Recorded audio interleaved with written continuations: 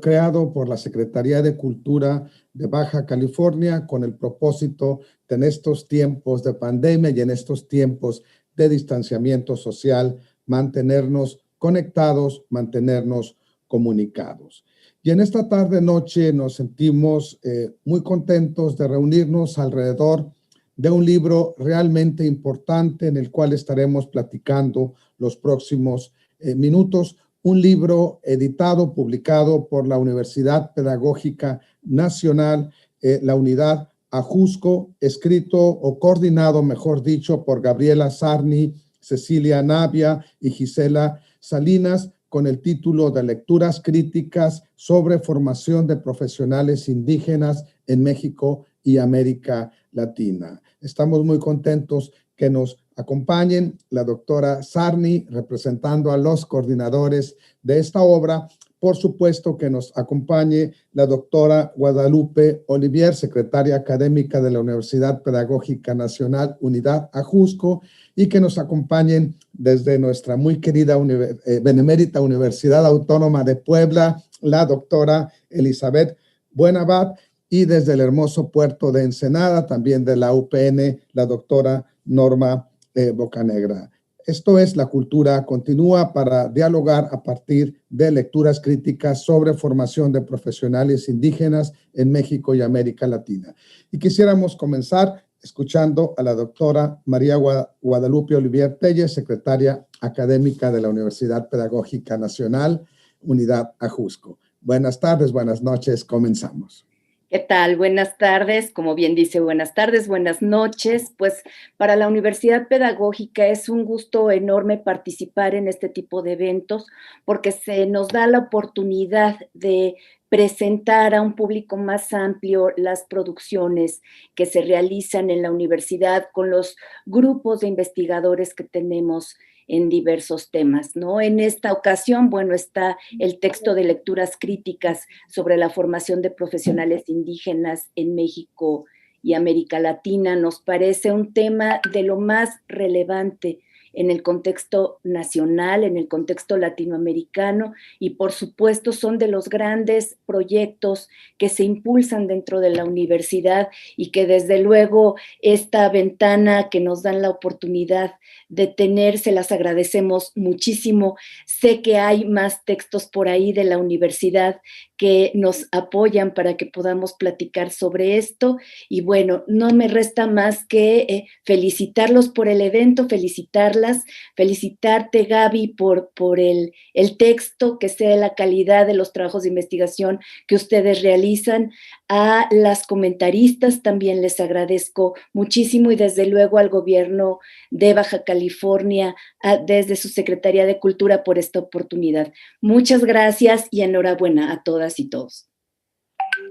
Muchísimas gracias a usted, doctora Guadalupe Olivier, y bueno, también aprovechamos para comentar que sí, que efectivamente usted puede estar siguiendo esta transmisión a través de la página de Facebook de la Secretaría de Cultura de Baja California, pero también simultáneamente está siendo transmitido por el canal de YouTube de la Universidad Pedagógica Nacional. Lecturas críticas sobre formación de profesionales indígenas en México y América Latina es el título del libro que nos convoca en esta tarde-noche. Y bueno, quisiéramos tener los primeros comentarios de parte de la doctora Norma Bocanegra, conectándose desde el muy hermoso puerto de Ensenada, Baja California. Buenas noches, Norma. Buenas noches. Adelante. A todos. La verdad, un placer pensar que desde tantas latitudes estamos en este encuentro.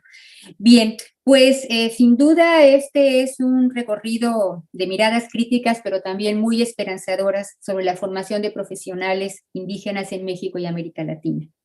Un libro con una temática provocadora que se desborda en ideas, propuestas, visiones de futuro y sobre todo muchas interrogantes. Haciendo honor a sus principios, es diverso y su mirada sin concesiones desde la descolonización y la interculturalidad le apuesta a deconstruir y reconstruir un mundo en el que, citando a Villoro, quepan muchos mundos. Entonces, bueno, haré mi mejor esfuerzo por poner en pocas palabras la riqueza de este libro. Desde el prólogo nos asomamos al largo y sinuoso camino que ha recorrido la formación de educadores que hablan una lengua indígena. Luis Enrique López, destacado educador bilingüe peruano, destaca un planteo central. A pesar de que ha sido una preocupación tan antigua, la educación bilingüe en el continente americano sigue enfrentando retos importantes en términos de relevancia, pertinencia cultural, lingüística y epistémica. Los distintos caminos en la América Latina, desde la década de los años 40 hasta nuestros tiempos, evidencian los esfuerzos de formandos y formadores por construir interculturalidad desde la acción y la vivencia cotidiana, en instituciones universitarias convencionales que, como sabemos, enfrentan también sus propios problemas. La educación universitaria en nuestros países no ha logrado ser una opción para la mayoría de jóvenes, especialmente para los que menos recursos y condiciones tienen para ingresar y permanecer en ella. En el texto citando a Lloyd se aporta el dato de que en México la matrícula general de población indígena en las universidades es entre el 1 a 3%. ¿Qué se ha hecho frente a estos datos? Esta es una primera mirada que nos ayuda a hacer visible y valorar el largo trayecto que docentes y jóvenes indígenas, pero también las organizaciones sociales y muchos académicos han recorrido para abrir espacios interculturales, generar experiencia y conocimiento.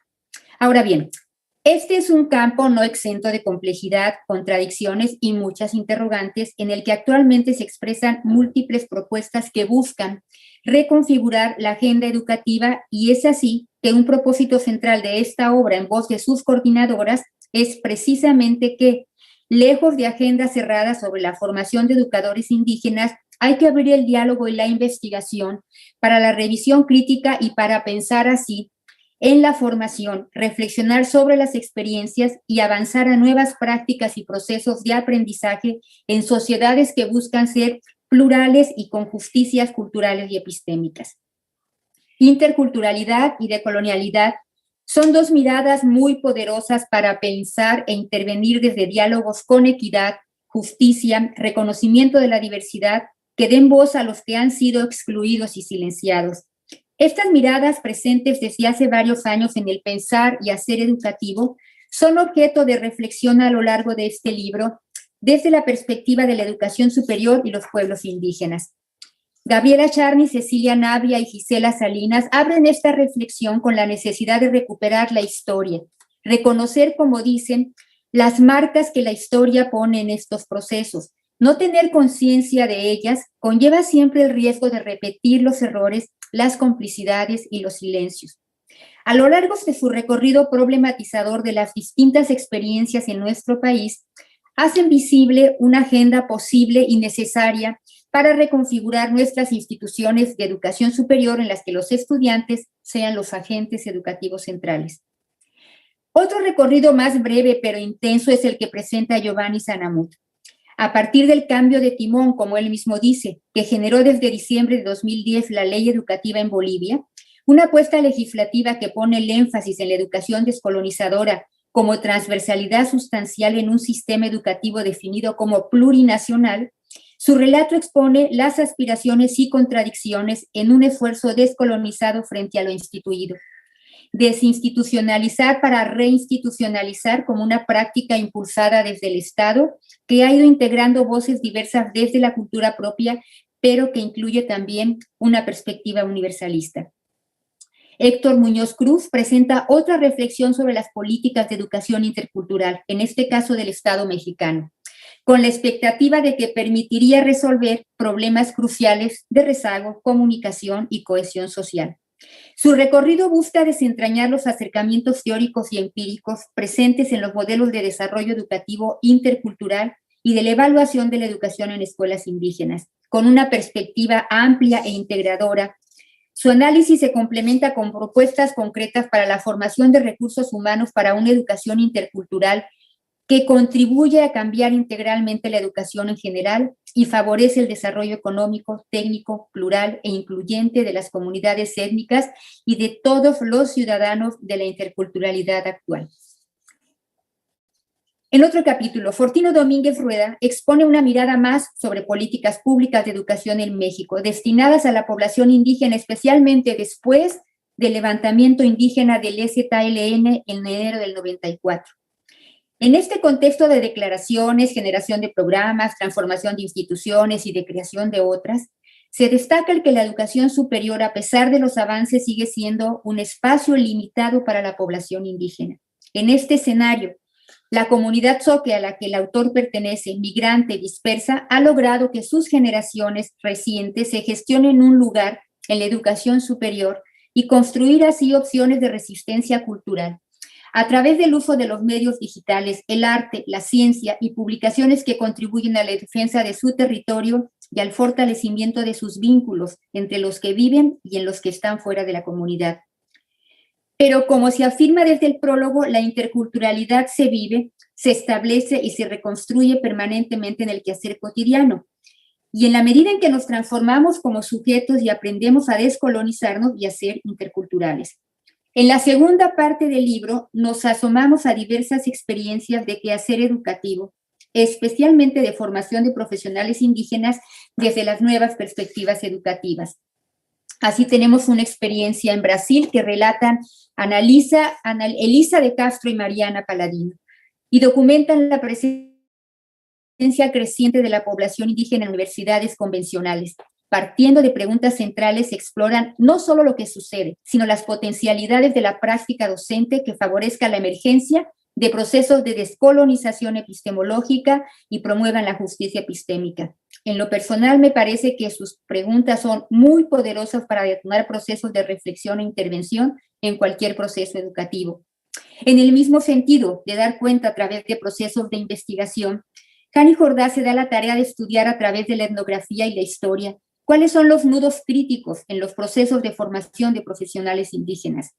A partir de su experiencia en 3 experiencias formativas, despliega primero un análisis muy puntual de la forma en que se expresa y ha fortalecido la colonialidad en la educación mexicana, sobre todo a partir de los años 80, en las orientaciones y prácticas de competencia académica, que favorecen el individualismo, la falta de compromiso social, y que seguramente forman parte de nuestro quehacer diario, como cualquiera de nosotros podrá constatarlo.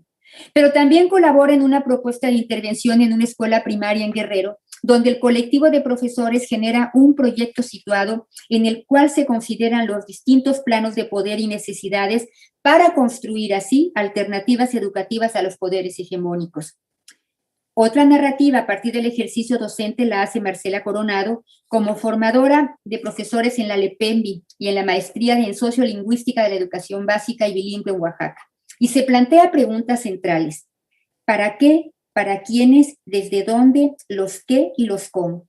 ¿Cómo replantear la relación entre escuela y comunidad y asumir una perspectiva en la que se pase del esencialismo estratégico en la lucha política a la reflexión crítica de los fenómenos educativos y las prácticas docentes en la educación? En un diálogo del trasfondo político-educativo toca un aspecto crítico en la educación superior, la escritura, para lanzar otra pregunta que más bien es abrir 2 posibilidades. ¿La conquista de la escritura académica en el posgrado es una forma de empoderamiento o solo logramos institucionalizar los aprendizajes? Laurentino Lucas Campo aborda la función docente en el modelo de universidad intercultural, un proyecto formativo ambicioso que busca impulsar el desarrollo de los pueblos y regiones a partir de una educación contextualizada que recupera los saberes comunitarios. Sin embargo, la estructura institucional es la de una universidad convencional y de allí surgen una serie de retos y contradicciones que estos proyectos documentan desde un espacio curricular fundamental, lengua y cultura, para confrontarnos con un reto esencial, lograr cambios estructurales acordes con el proyecto universitario. Yo diría que este es un reto de las instituciones de educación superior, pero aquí en Baja California, que estamos construyendo un proyecto de universidad intercultural, me parece que se puede abrevar muchísimo de esta experiencia. Y en lo personal, para terminar, me gustaría destacar los siguientes aspectos fundamentales de este libro, hay muchísimos, pero que a mí me parecen pistas muy importantes para el quehacer educativo, pensando obviamente desde mi región, en la Baja California. Primero, una construcción sólida como lo que aquí se presenta no se improvisa. Deviene de un trabajo realizado a lo largo de los años. en los que los autores y las autoras han tenido un diálogo sostenido en comunidades académicas diversas e incluyentes de formación e investigación. En este caso específico de un proyecto de investigación, formadores de profesionales de y para la educación indígena, y del seminario Retos para una descolonización académica, ambos desarrollados en la UPN desde el año 2017. Segundo, la investigación de y en la docencia es un espacio muy poderoso para hacer visibles los entramados en los que transcurre la formación, cómo se hacen presentes la historia, la epistemología y el poder en los procesos de exclusión, pero también para documentar las transformaciones de las prácticas educativas. Prácticamente todos los artículos de este libro nos hacen visible este espacio privilegiado de encuentro, con sus grandes retos, pero también posibilidades. Tercero, no basta un buen proyecto educativo.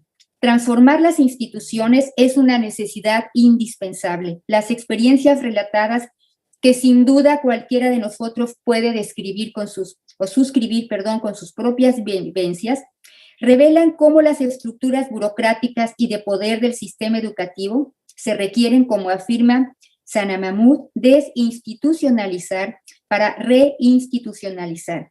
Labor en tránsito, me parece, en múltiples instituciones en nuestro país en la que sin duda no debiera haber concesiones.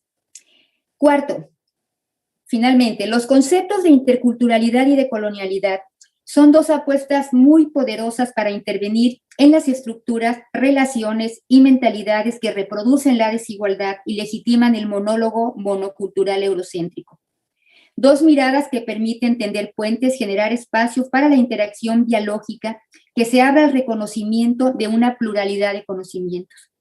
Los retos que como humanidad enfrentamos requieren encuentros dialógicos donde estén presentes el respeto, la equidad y la justicia. No deberíamos permitir que queden en conceptos estelares como muchos otros, vacíos de significado y de sentido. Podría parecer utópico, no cabe duda que no será fácil, pero las experiencias relatadas en este libro muestran que otra educación es posible. Espero que estas palabras los hayan motivado a acercarse a este libro que nos habla al oído, como si supiera de nosotros, para aportarnos otras formas de ver, pensar e intervenir en la educación. Y sin duda la mejor forma de agradecer el esfuerzo de los autores, sin duda, será leerlo y dialogar con ellos. Muchas gracias. Muchísimas gracias a la doctora Norma Bocanegra. Estamos en La Cultura Continúa, dialogando de, alrededor de, sobre texto de lecturas críticas sobre formación de profesionales indígenas en México y América Latina, un libro publicado muy recientemente en 2020 por la Universidad Pedagógica Nacional, con quien estamos realizando este evento. Sin lugar a duda, la invitación de la doctora Bocanegra para leer este libro ha sido exitosa. Recordamos que el libro está disponible en el repositorio institucional de la Universidad Pedagógica Nacional y bueno, hay muchísimos conceptos que puso sobre la mesa o sobre la pantalla Norma. Quisiera mencionar uno solo antes de continuar, y es citando a la doctora Gabriela Sarni, una de las coordinadoras del libro, pues nos recuerda que aproximadamente solo el 3% de los jóvenes indígenas tienen acceso a estudios superiores universitarios, cuando más o menos sabemos que la media nacional es alrededor del 25-26%. Es decir, mientras que el 26% de los jóvenes mexicanos acceden a estudios universitarios, en el caso de los jóvenes indígenas, solamente lo hacen el 3%. Yo creo que ese es un dato para regresar más tarde sobre él, pero continuando dialogando sobre este libro, a continuación queremos escuchar a la doctora Elizabeth Buenabat, desde la Benemérita Universidad Autónoma de Puebla, para que nos platique de lecturas críticas sobre formación de profesionales indígenas en México y América Latina. Adelante, doctora Buenabat. Gracias, maestro Sergio Alfonso. Muy buena noche. Primero que nada, buenas tardes para Baja California, buenas noches para el centro del país y desde luego también para los amigos varios que nos acompañan desde el sur de la América Latina. Bien, primero que nada agradezco infinitamente y de manera muy, muy sincera la invitación para estar esta tarde-noche compartiendo algunas reflexiones que me provocaron a partir de su revisión y de la lectura este texto. Primero que nada, también felicitar a la Universidad Pedagógica Nacional por el gran acierto de publicarla. Y bueno, pues desde luego tendría que felicitar de manera, diríamos, presencial a las 3 coordinadoras, pero bueno, me explicaba la doctora Gaby que pues para no saturar aquí los espacios y demás, están de manera, digamos, ausente de esta sala, pero siguiendo la transmisión como muchos de los colegas y seguramente los coautores, yo diría, de este libro. Bien, el libro que coordinan las doctoras Gabriela Sarni, Cecilia Navia y Gisela Salinas es el reflejo de una larga trayectoria académica de cada una de ellas, pero también de una importante maduración intelectual individual, lo que en suma da como resultado este magnífico texto intitulado Lecturas críticas sobre formación de profesionales indígenas en México y América Latina. Obra de gran aporte para el campo de la formación y profesionalización de docentes en México y en una región muy importante del Cono Sur.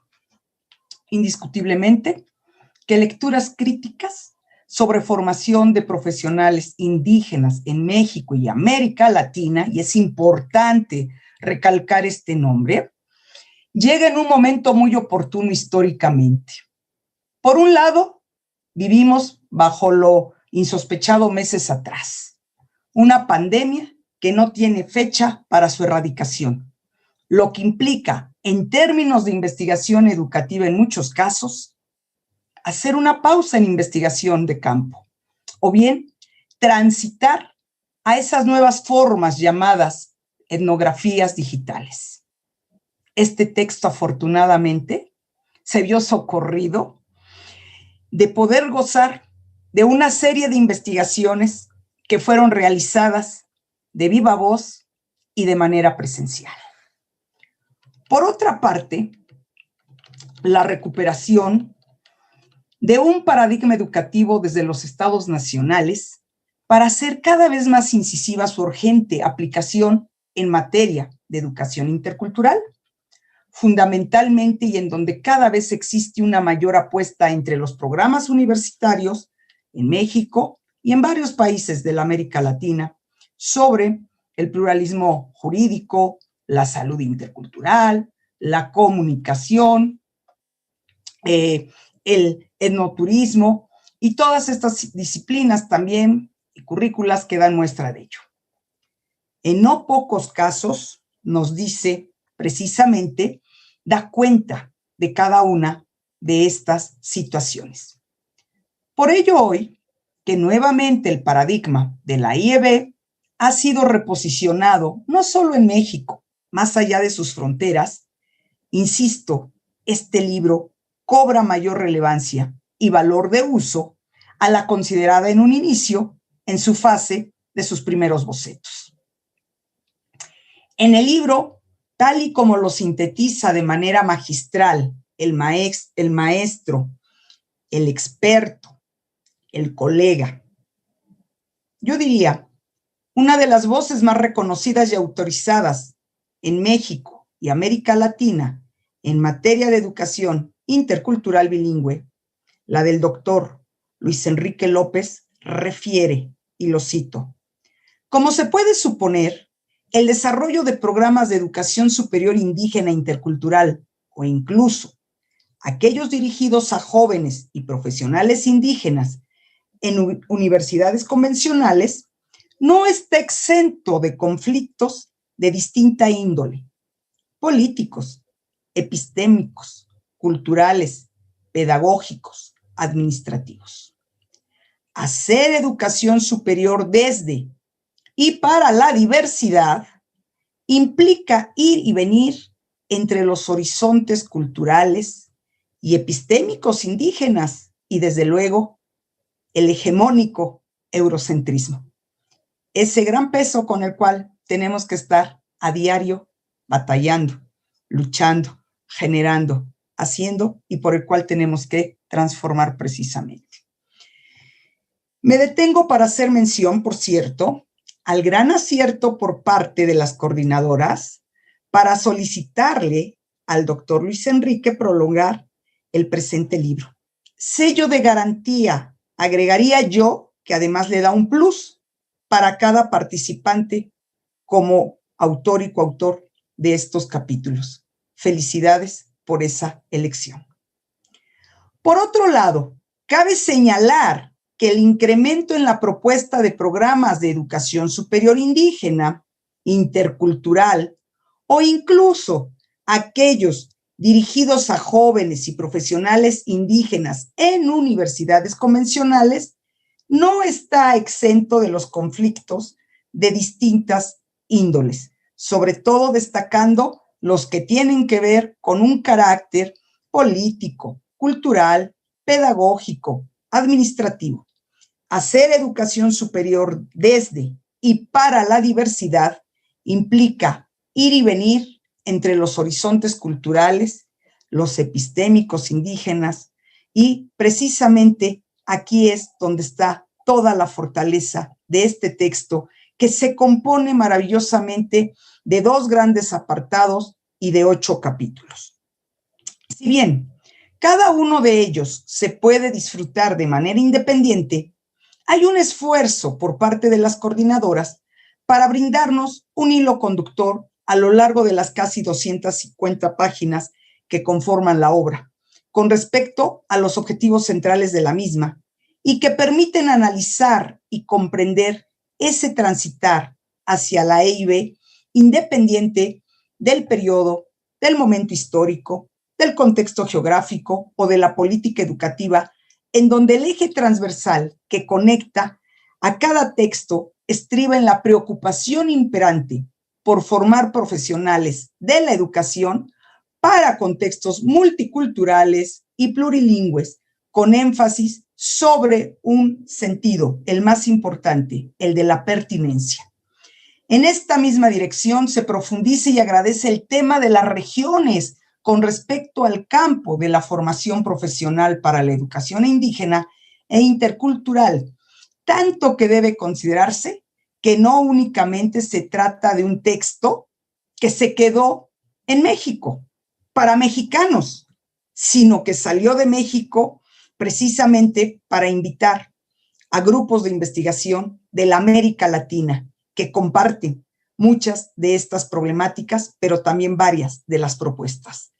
Al presentar el caso concreto boliviano y el de Brasil, hace una obra de mayor impacto y contribución a los estudiosos de mencionados campos interesados en analizar con distintas intensidades los debates actuales sobre la educación intercultural bilingüe, así como esas interrogantes e interpelaciones que las perspectivas sobre la decolonización y la decolonialidad han generado en el trabajo de las academias y de los diversos actores que las integran. Por ello se hace hincapié en reflexiones que nutren a los proyectos y políticos de políticas educativas nacionales, producto precisamente también de los procesos políticos históricos álgidos que ha vivido la América Latina y en un momento como ha sucedido en el caso de Chiapas. Y como estas experiencias e investigaciones, además de contribuir al debate político, alimentan indiscutiblemente la agenda educativa de cada pueblo y de cada nación. El texto, por si fuera poco, logra un diálogo, por un lado, entre esos programas educativos, las políticas nacionales y su incidencia en programas de educación superior. Pero por otro, ese diálogo que da cuenta de esas experiencias precisamente de la formación docente desde las demandas y la participación ciudadana, lo que posibilita conocer más a fondo esas tensiones, esas apropiaciones, pero también todas esas adecuaciones y negociaciones a partir de esas acciones afirmativas desde nuestros estados nacionales para con los pueblos indígenas. Y desde luego también entre estos últimos, en una manera de un diálogo también, a veces no tan cordial, pero que intenta aperturarlo hacia los estados nacionales. Ello revela sin lugar a dudas cómo y bajo qué fines se plantean esas políticas aspiracionistas de igualdad, de interculturalidad, de inclusión, y qué tanto se apuesta a un buen modo mediante ese desarrollo de conceptos que tanto se manejan en la moda, como significa la democracia, la igualdad, la calidad. En fin, recupero las voces de las coordinadoras desde donde se fundamenta su preocupación para haber elaborado esa convocatoria de este texto, y la cito: nos orientamos por intentar reconocer y hacer explícitas las posiciones y transformaciones que hemos experimentado en nuestras prácticas académicas, los docentes universitarios, por la interacción con saberes de otros contextos y frente a nuevas necesidades y demandas de los jóvenes y las comunidades. Del mismo modo, nos interesa comprender y dialogar con perspectivas teóricas emergentes que cuestionan a la academia, a las instituciones universitarias, a ese saber precisamente eurocéntrico que predomina en los planes y en los programas de estudio, y por si fuera poco, en las prácticas de la formación en la educación superior.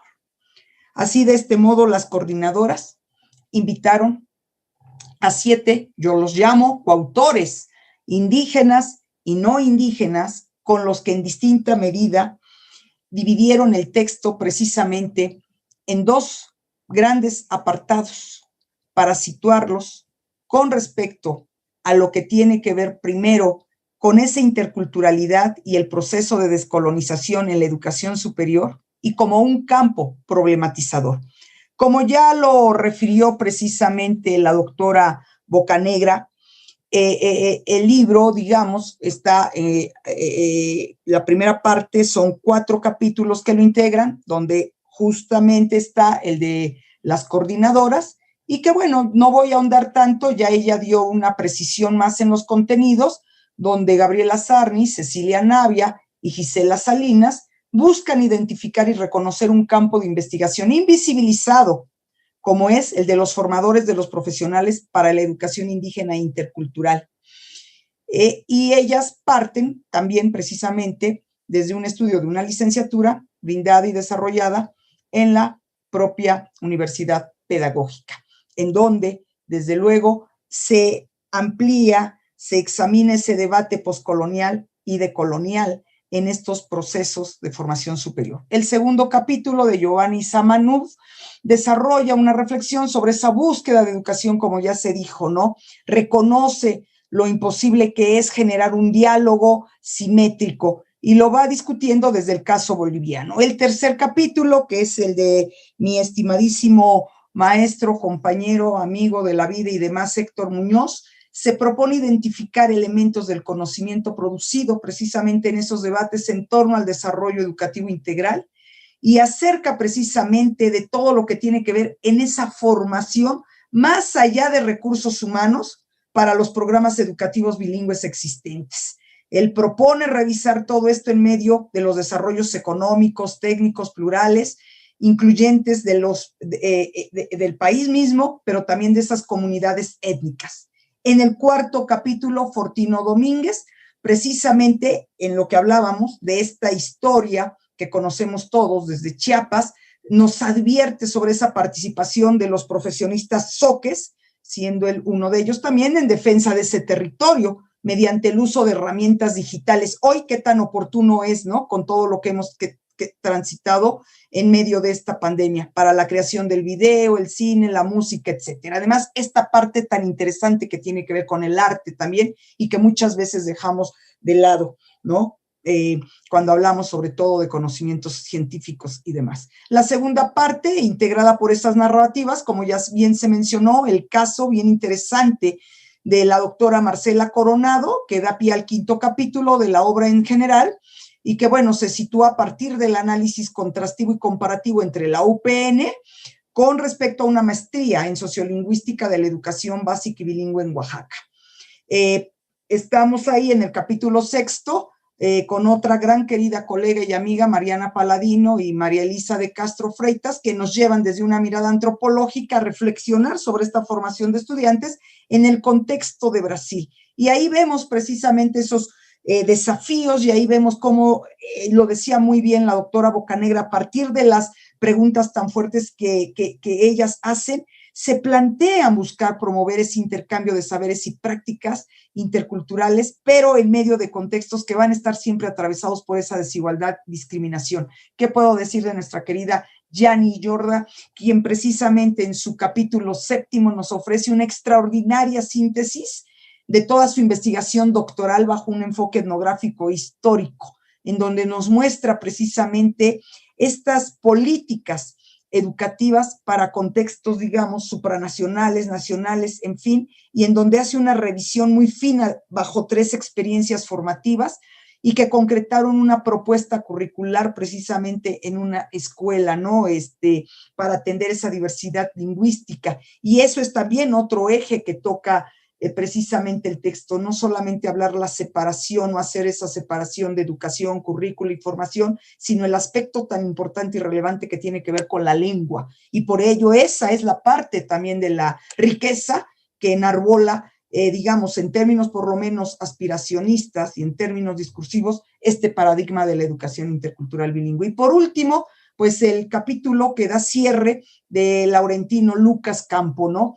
Que nos lleva precisamente a discutir desde la experiencia de la licenciatura en Lengua y Cultura impartida en una universidad intercultural, precisamente aquí en el estado de Puebla, mediante una metodología de corte cualitativo, cómo entrarle, digamos, ese abordaje desde la reflexión y el análisis derivado de los trabajos colegiados que se hicieron en esta licenciatura o que él realizó en esta licenciatura. En fin, puedo decir, para cerrar y que demos pie a otra, digamos, intervenciones, que el texto me provocó muchísimo entusiasmo y mucha alegría.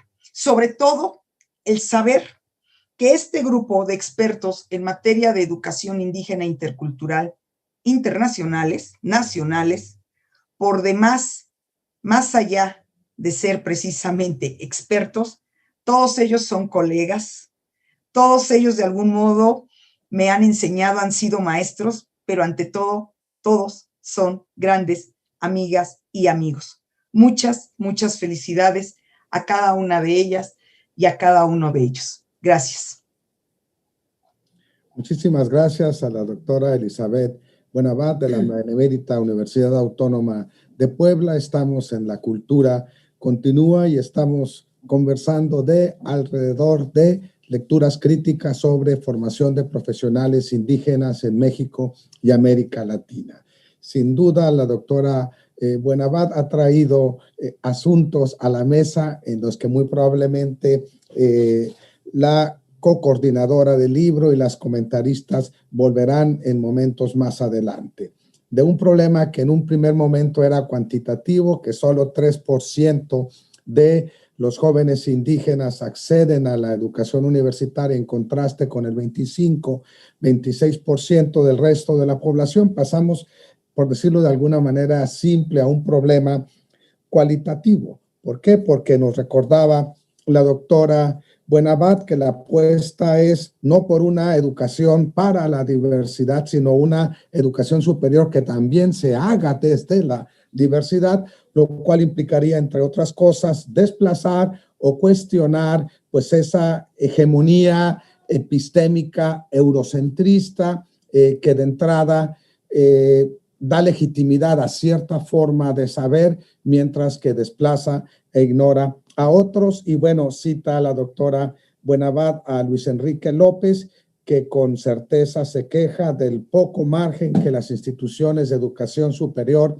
dejan para la acción descolonizadora. Es decir, no se trata, como lo dicen en algún punto las autoras de alguno de los capítulos del libro, de simplemente incluir contenidos en los programas, sino se trata también de una acción decolonizadora de saberes. Pero bueno, estamos platicando de lecturas críticas sobre formación de profesionales indígenas en México y América Latina, publicación de la Universidad Pedagógica Nacional.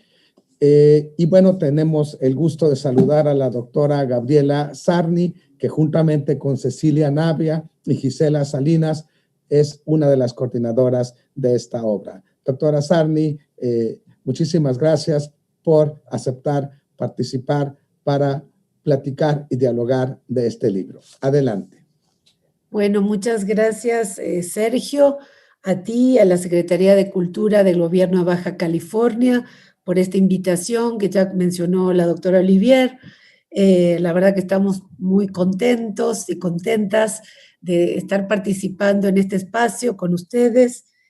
Quiero nuevamente agradecer al equipo editorial de la Universidad Pedagógica. Esta es la primera presentación del libro. El libro salió recientemente en diciembre, entonces aquí va nuestro agradecimiento a través de mí en esta voz de Ceci y de Gisela, por supuesto, al equipo editorial y de difusión de la UPN que apoyó que saliera esta obra. Muy agradecidos también, agradecidas con ellos. Pues muy agradecidas con nuestras compañeras presentadoras y con, bueno, el Sergio, equipo Baja California, por sus palabras, por haber leído el material, y para nosotras es muy valioso pues esta lectura que aunque es cercana también es desde afuera y nos permite ir repensando lo que uno ha hecho. Esta obra entró a producirse en el año 2018 y como ya varias de las queridas presentadoras lo mencionaron,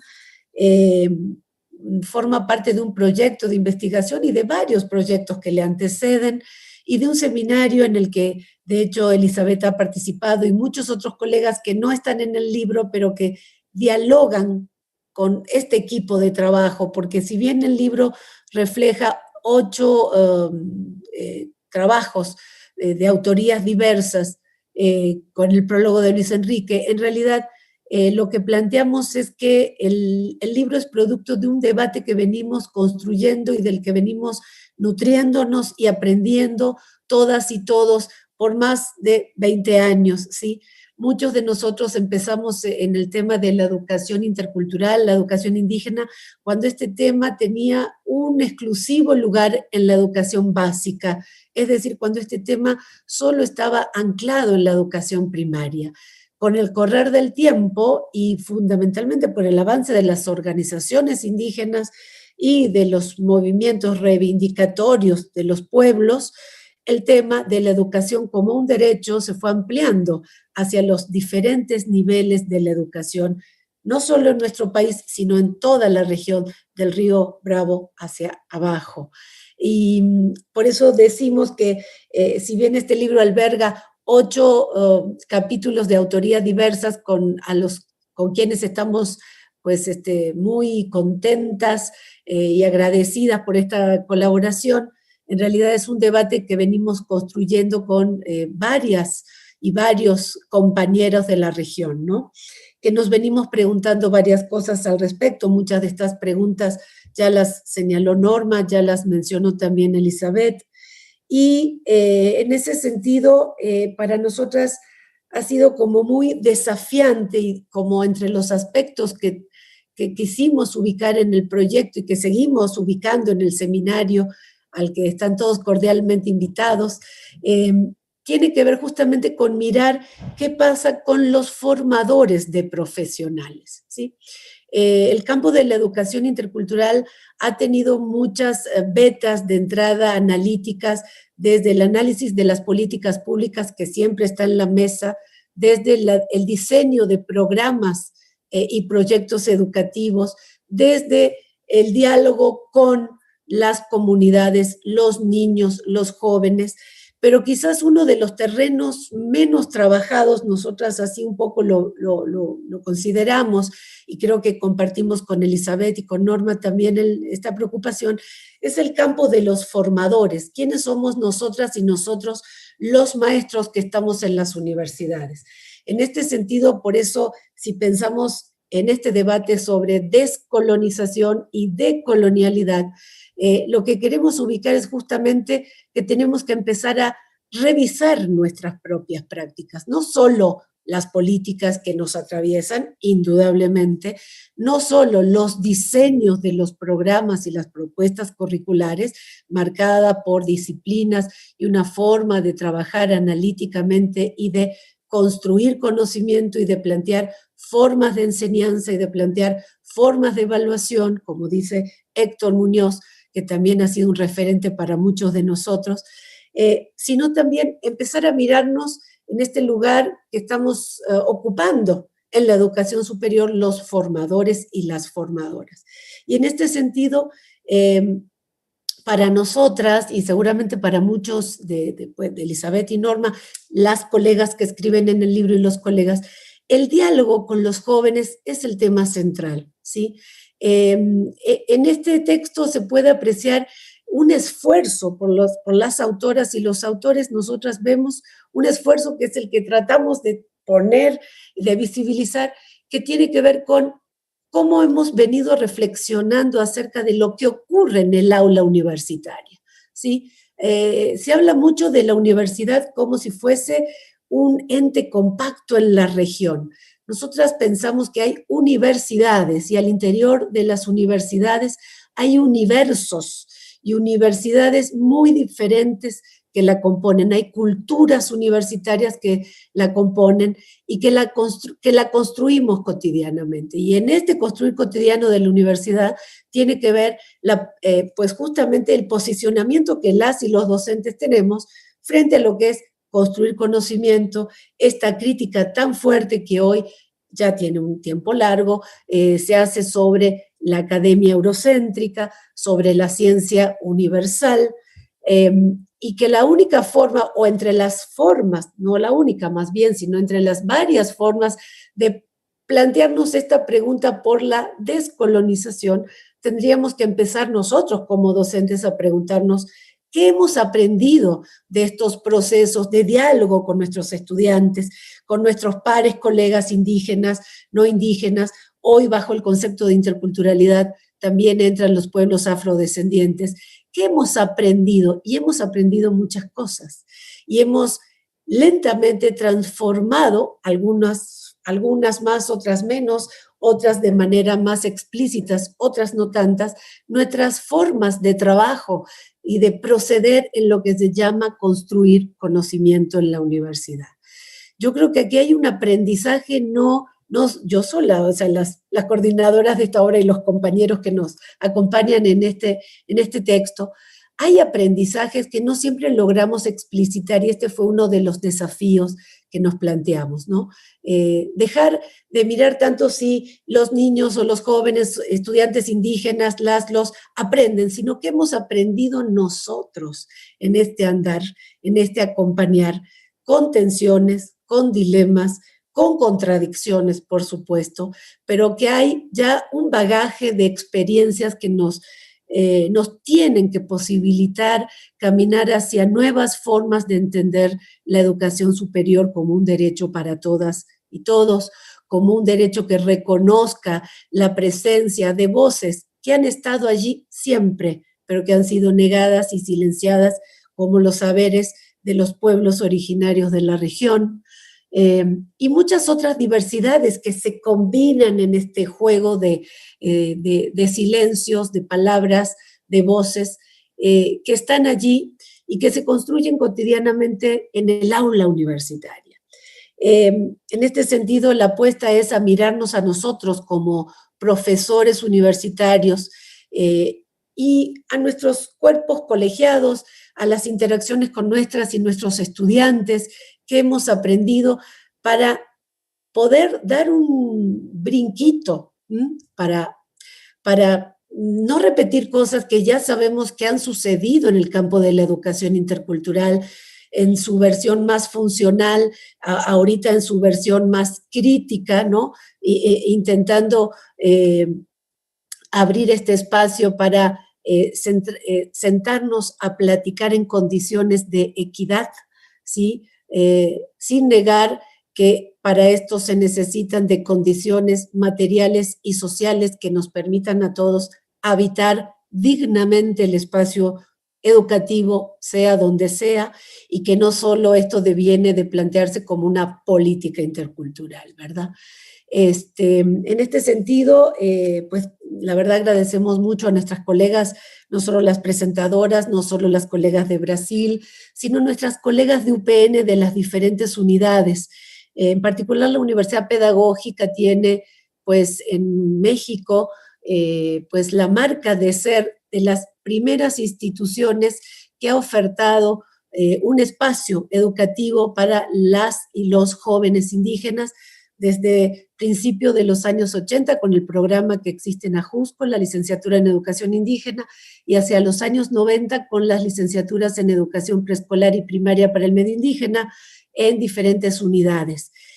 Programas que han generado mucha atención en el campo educativo porque fueron de los primeros programas que tuvieron que emerger de condiciones muy poco favorables para construir el camino de la educación superior, ¿sí? Cuando hablamos de instituciones de educación superior, no todas las instituciones están en las mismas condiciones. Hay algunas no solo por su antigüedad, sino por la forma en cómo han podido constituirse con condiciones favorables para sus maestros, personal administrativo, estudiantado, extensión universitaria, toda la función cultural que podría generar un espacio como tal en una localidad y en una comunidad.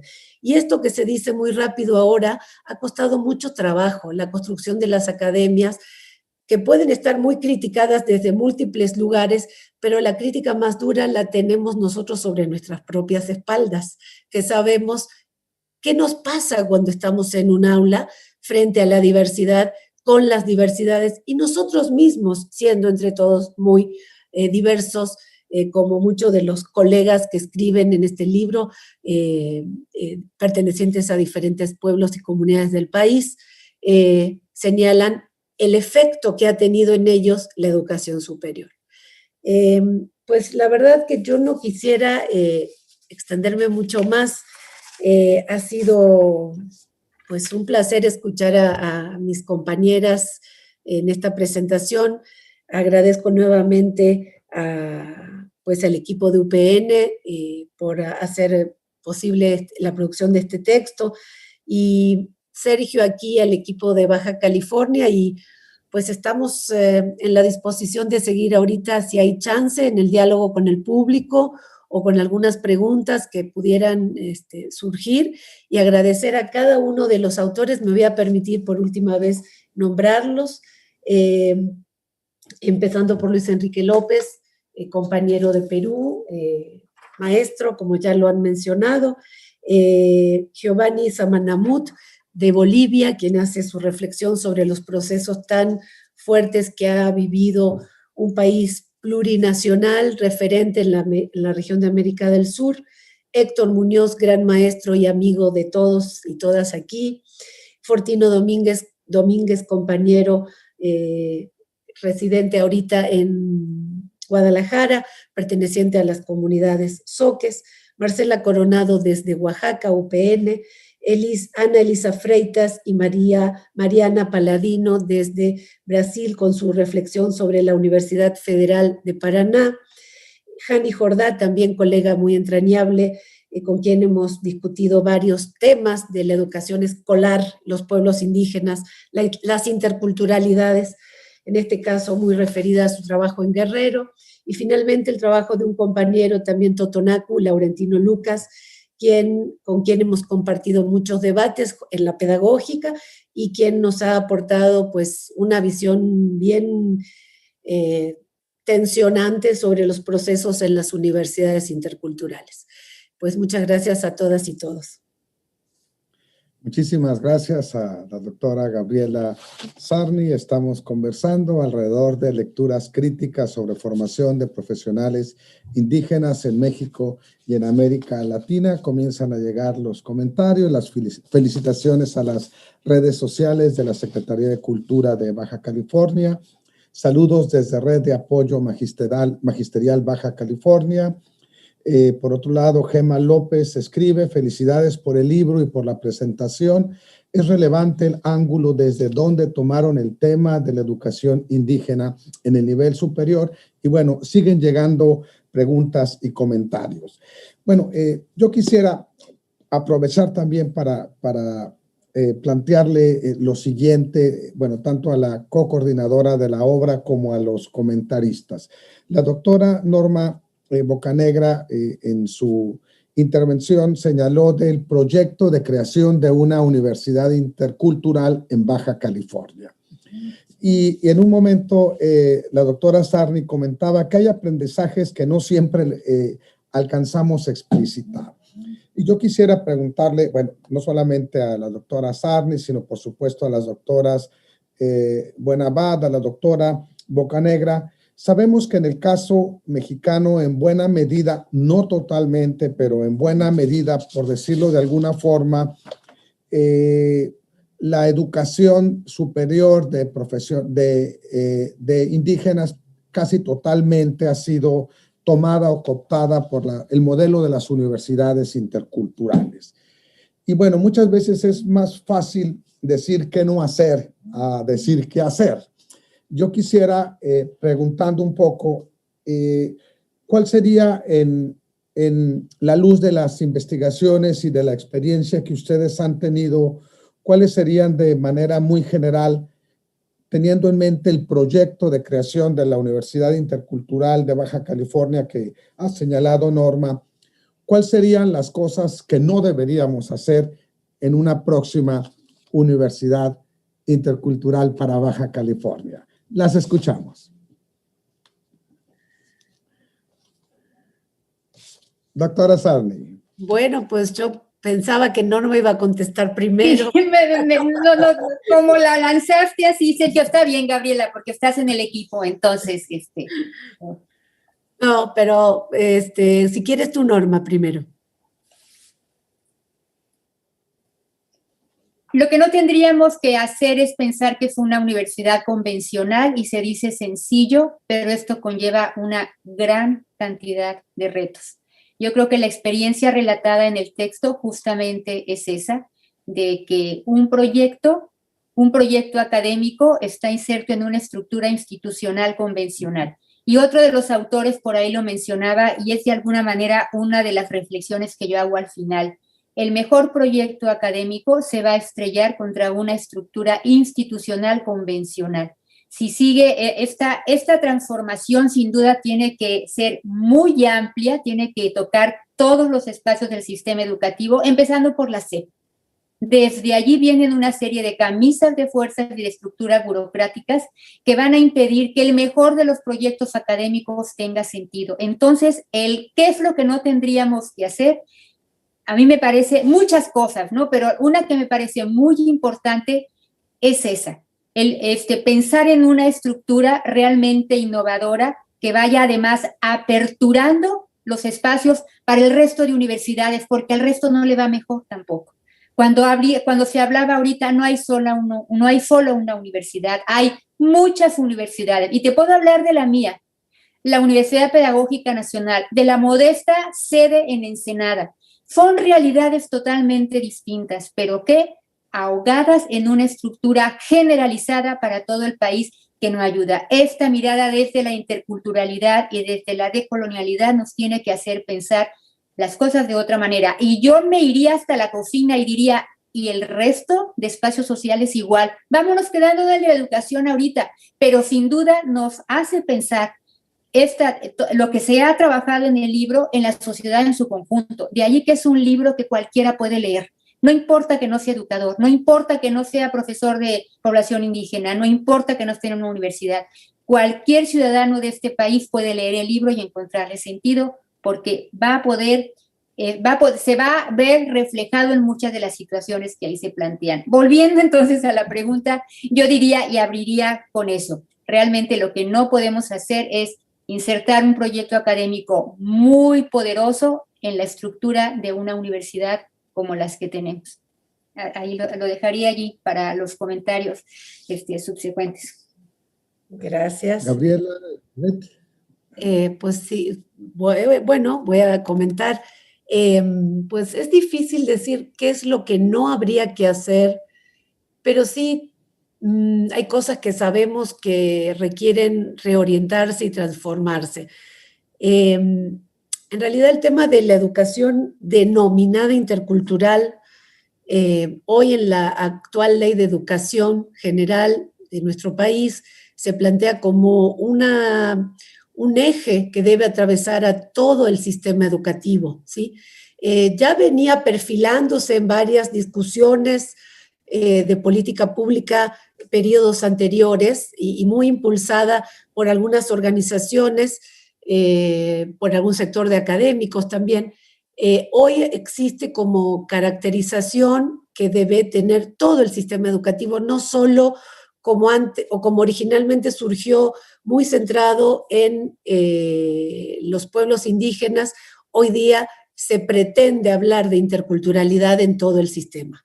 Ese es un desafío muy grande y es un desafío más grande llenar de sentido a la palabra de interculturalidad. Hay muchas definiciones de interculturalidad, sin embargo, también hay mucha posición prescriptiva sobre lo intercultural, lo que debe ser. Y ahí entramos en lo que Norma también mencionaba, ¿verdad? Nosotras también hemos referenciado muchos autores que son importantes, muchos son autores del libro. Hay un autor también pensando en otros contextos que hablan de descolonización, un autor sudafricano que se llama Achille Mbembe. Él, por ejemplo, pensando en los procesos de descolonización en otro escenario, se nos hace muy interesante que él hace referencia a que cuando se habla de descolonizar la universidad, no está ubicando el tema en sujetos concretos por una marca étnica o de color, sino que está ubicando a todos los niveles que conforman las instituciones con sus actoras y actores, colores diversos. ¿Sí? La descolonización tiene que ver con volver a pensar las estructuras construidas en algunos escenarios hace más de 200 años, en otros son más jóvenes. Sin embargo, hay una reproducción de un modelo institucional que parece no estar siendo lo suficientemente flexible para generar nuevos espacios para producir conocimiento. Sin embargo, por eso mi señalamiento que tiene que ver con mis compañeras Ceci, Gisela y muchos colegas con quienes comparto este debate, la flexibilidad institucional tiene que ver con muchos espacios adentro de las instituciones educativas. Tenemos un techo, que sí que es un techo y que a todos nos toca, tenemos paredes, tenemos muros, pero también tenemos una interacción, que eso está en las manos solamente de nosotros, las maestras y los maestros, que sobre eso hay poco pensado, hay poco trabajado y hay más bien como un cliché. O quizás también hay prácticas muy sedimentadas de cómo es un maestro universitario, cómo es la interacción en una universidad. Lo que decía Norma, y seguramente Elizabeth lo comparte. El aula en la Universidad Pedagógica de Ensenada es un aula que no quizás tenga mucho que ver con el aula en la Universidad Pedagógica de Ajusco, ni con la Benemérita de Puebla, ni con la que está en Oaxaca, ni con la que está en Chiapas, llámese como se llame la universidad.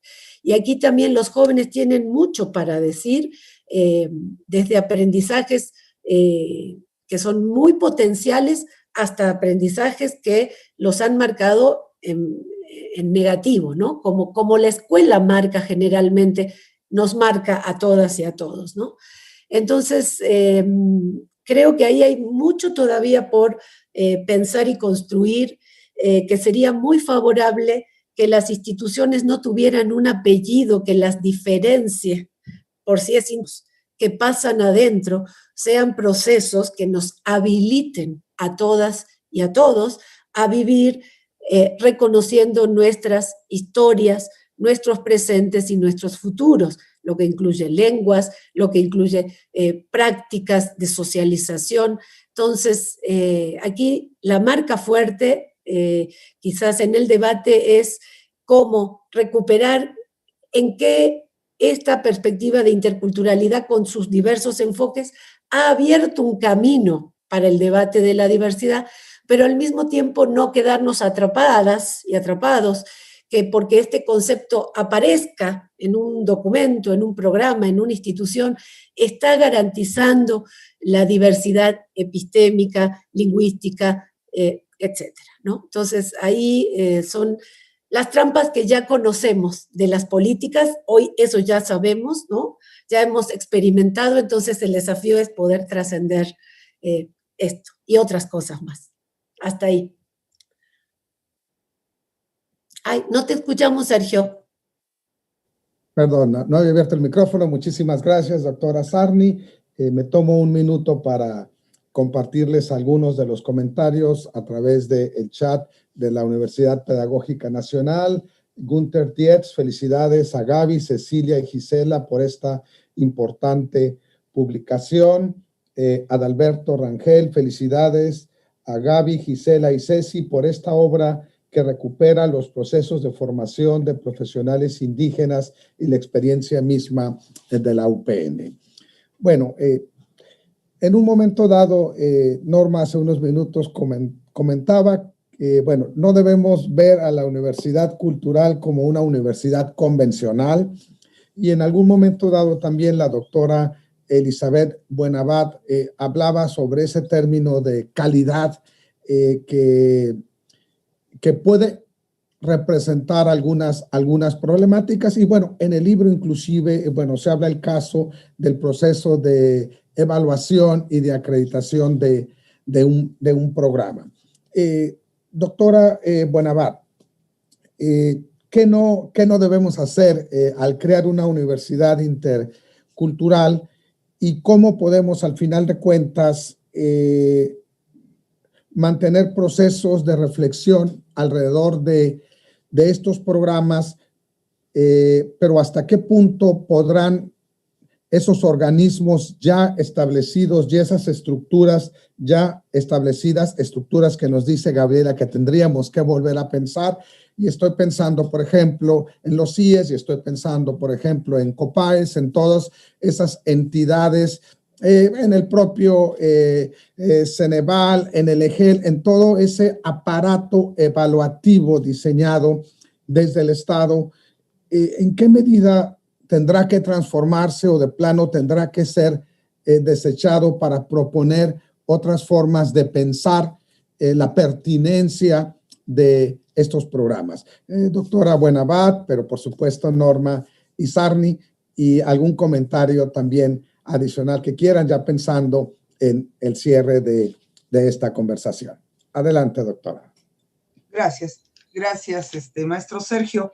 Bueno, yo creo que en realidad este planteamiento que haces se conecta muchísimo con lo que de manera muy acertada, me parece, tanto la doctora Norma como la doctora Gabriela Sarni nos han explicitado ahorita de una manera muy reflexiva, y me parece además súper precisa, certera, ¿no? Es indiscutible, desde luego, es que es muy difícil el decir partimos de un cero, y es muy difícil también el decir vamos a generar tal, como lo dijo perfecto Gaby, ¿no? Pensamos que dándole apellidos, dándole un determinado nombre, asignando, estamos cumpliendo con algo que la política, en eso sí es bien interesante revisar cuáles han sido esos costos-beneficios de la emisión de las políticas educativas y de las políticas de lenguaje. Y cuando uno hace y ve los recuentos, uno diría, bueno, para el caso por lo menos mexicano, que incluso ha inspirado a otros países, sobre todo precisamente de Centroamérica, del cono sur, las políticas suenan maravillosamente. O sea, a veces en ellas, en sus contenidos, hay una claridad, hay un sentido de decir, con mucho entusiasmo, ahora sí parece que vamos a transitar a lo adecuado para sociedades, para naciones pluriculturales, plurilingües. Y cuando uno va, y aquí traigo a colación las investigaciones de Rebeca Barriga, por ejemplo, en materia de esta relación, como decía Jorge Gallé, de dominio y sumisión, y de relaciones diglósicas, pues hay un verdadero péndulo que hace con mucha, digamos, entusiasmo ver que el péndulo puede empezar a dar respuesta para la atención en materia de esta diversidad desde los espacios escolarizados. El problema es cuando vemos que a mayor velocidad más bien el péndulo retorna de nuevo a las prácticas arcaicas de viejo cuño y que no han podido dar respuesta a las demandas ya en estas deudas históricas, sobre todo para con las poblaciones indígenas. Y un punto de quiebre y un punto de conflicto inicial tiene que ver que el sistema nacional educativo, llámese para la educación básica, media, superior, siempre que piense en interculturalidad, por ejemplo, o en materia de atención a la diversidad, lo que se genera es a través de programas compensatorios especializados para la educación indígena, porque el problema son ellos, no somos nosotros. Por eso esto que se plantea muy bien en el texto de cómo decolonizar y cómo tendríamos que romper precisamente desde nuestras epistemologías, y ahí las epistemologías del sur me parecen bastante aportativas, ¿no? Para empezar a desestructurar lo que hasta ahorita por cientos de años se ha estructurado en un sistema monolítico, en un sistema homogéneo, en un sistema vertical que únicamente sigue reconociendo todo Occidente con sus pesos y sus herencias. Por otro lado, la cuestión, por ejemplo, de las grandes lenguas de imperio versus toda la riqueza de las lenguas nacionales, ¿no? Entonces, bueno, yo creo, y para no alargarme, porque quiero cerrar con una reflexión bien interesante que no dije en mi primera intervención, no interesante, de ánimo en esta discusión, pero me parece muy claro. El problema es que siempre rompemos en aquello que se ha avanzado en materia de avance, podemos decirlo así, en política educativa y en algunas experiencias aterrizadas. Y yo creo que lo que ofrece este libro, como muchas de las otras investigaciones que circulan, es partir de estas experiencias. No es, como nos decía María Bertelli, hacer los modelos desde arriba y desde afuera, sino partir recuperando con estas voces, con la colectividad, con la comunidad, con estos actores nodales que son los que tienen que decidir hacia dónde y cómo, porque finalmente son los receptores de los modelos educativos y de esos contenidos. ¿Para qué enseñamos, cómo enseñamos? Bueno, no sé si haya dado respuesta, pero voy a cerrar ya mi intervención, nada más por algo que dejé para mi segunda ronda, en el ánimo de compartirles y de que se entusiasmen y de que adquieran la obra, que además es gratuita, por si fuera poco, ¿no? Que esté expresada en un lenguaje simple, claro, ameno y no por ello carente de seriedad y rigurosidad en cada uno de esos capítulos ofrecidos, y que, como ya se dijo, ¿no?, lo hace accesible, sí, sobre todo, digamos, pienso a los estudiosos y a los preocupados de las ciencias sociales, las humanidades, los amantes de los problemas educativos, pero también se acopla perfectamente y se corresponde con otro gran descuido que hemos tenido. Pensamos que todo se va a resolver desde este corpus precisamente, desde los que estamos en el campo de las humanidades, las educativas, los que estamos preocupados por estos temas, cuando es una responsiva de todas las estructuras también que conforman las distintas universidades y todos los campos disciplinares. Transitar a la interculturalidad significa eso, formar ciudadanía desde todas las agencias y desde todos los estados, ¿no? No nada más es desde el aparato educativo. Y bueno, yo voy a cerrar, por si fuera poco, como dije, el libro está generosamente en la línea a través precisamente del repositorio de la UPN, un libro de tanta trascendencia que está a la disposición de todos, sobre todo cuando hoy, pensémoslo, cada vez todo es más caro y no imaginémoslo, además que ese es otro gran acierto, que lo hayan editado de manera digital y no de manera como es la clásica, que sí amamos el papel, pero sabemos que los costos atrasan mucho más las publicaciones. Y voy a cerrar con una reflexión de Eduardo Galeano, precisamente de Patas Arriba, la escuela del mundo al revés, cuando dice, la escuela del mundo al revés es la más democrática de las instituciones educativas. No exige examen de admisión, no cobra matrícula y gratuitamente dicta sus cursos a todas y en todas partes. En la escuela del mundo al revés, el plomo aprende a flotar y el corcho a hundirse. Las víboras aprenden a volar y las nubes aprenden a arrastrarse por los caminos. En fin, lecturas críticas sobre formación de profesionales indígenas en México y América Latina contribuye a entender la universidad del mundo al revés. Muchas gracias. Muchísimas gracias, doctora Elizabeth Buenabad. Norma Bocanegra, tu comentario final, por favor. Pues yo quisiera cerrar, porque quisiera cerrar con la reflexión sobre la universidad intercultural que se está creando aquí en Baja California. Está pensada su principal sede para el área de San Quintín. Los que me escuchen de Baja California, pues sabrán de la diversidad, de la riqueza lingüística, epistémica, cultural que existe en San Quintín. Me parece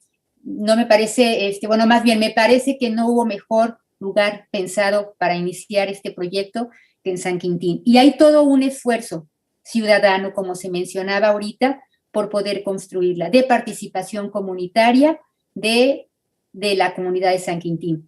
Entonces, tenemos una muy valiosa oportunidad. Las universidades interculturales tienen, creo que más de 10 años de existencia, han ido acumulando una gran cantidad de experiencias que nos permiten decir ahorita qué es lo que no quisiéramos, pero tenemos la gran responsabilidad de y qué sí es lo que podemos hacer a partir de eso. Es un gran reto.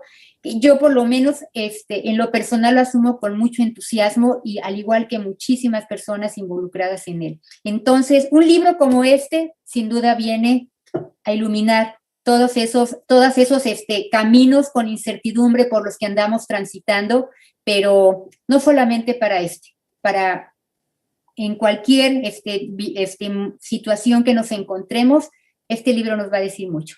Así que, pues con eso quisiera terminar invitándolos a que lo lean para poder voltear al revés todo, Elizabeth. Volteemos todo al revés. ¿Sí? Bueno, muchas gracias. Gracias, Norma. Gabriela Sarni. Pues yo creo que con todas estas comentarios finales no quiero ahondar en más aspectos, simplemente mencionar que el libro se encuentra, como ya dijeron, disponible en la página de la Universidad Pedagógica en Fomento Editorial, también en la página del seminario de FPEI, Formadores de Profesionales de Educación Indígena, y que pues es un tema abierto para construir ciudadanías diversas, donde rostros diversas, con marcas históricas muy distintas, han estado siempre en la escuela, no es un tema de ahora, han estado siempre. El tema es que hemos logrado ubicar esta dimensión de la diversidad como algo real a lo que hay que mirar, a lo que hay que escuchar y con lo que tenemos todos y todas que dialogar y aprender. Pues la verdad, agradecer nuevamente a Sergio, a Eli, a Norma, a todos los comentarios que llegaron y que sé que están escuchando, a los compañeros de Ajusco, a Elba, a Ernesto, Magda y diversos colegas de la licenciatura, estudiantes. Muchas gracias a todos. Y Ceci y Gisela que están ahí también, aunque no se ven. Muchísimas gracias, Gabriela. Y bueno, podemos despedirnos con un comentario que acaba de llegar hace un minuto por las redes sociales de la Secretaría de Cultura de Baja California, de Melina Contreras. Sin duda alguna, requerimos de investigaciones que tomen en consideración las voces colectivas para interrumpir con la creciente demanda de homogeneización a partir de eurocentrismo como la única vía para producir conocimiento. Todos queremos un mundo en donde quepan muchos mundos. No es necesario generar espacios interculturales porque ya existen. La apuesta se orienta al respeto. Se trata de avanzar, de integrar, no de disociar. Muchas felicidades a todo el equipo, sobre todo por considerar las voces colectivas como el eje constructor del libro. A nombre de la Secretaría de Cultura de Baja California, un agradecimiento, Gabriela, Norma, Elizabeth, doctora Guadalupe Olivier, por este libro extraordinario. Yo le tacharía la segunda parte del título, me quedaría con lecturas críticas sobre formación, porque de pronto pensamos que nada más habla sobre la formación de profesionales indígenas, pero yo creo que es un libro extraordinario para ayudarnos a pensar otra educación y otra escuela posible, no únicamente la escuela y la educación indígena. Muchísimas gracias. Buenas noches, ahora sí, Baja California, buenas noches, Puebla, buenas noches, Ciudad de México, y estaremos la próxima semana aquí en La Cultura Continúa, un espacio de la Secretaría de Cultura de Baja California para en tiempos de pandemia y de distanciamiento social mantenernos conectados. Buenas noches, abrazo a todos. Buenas noches. Gracias, muchas gracias. Saludos a todas, todos.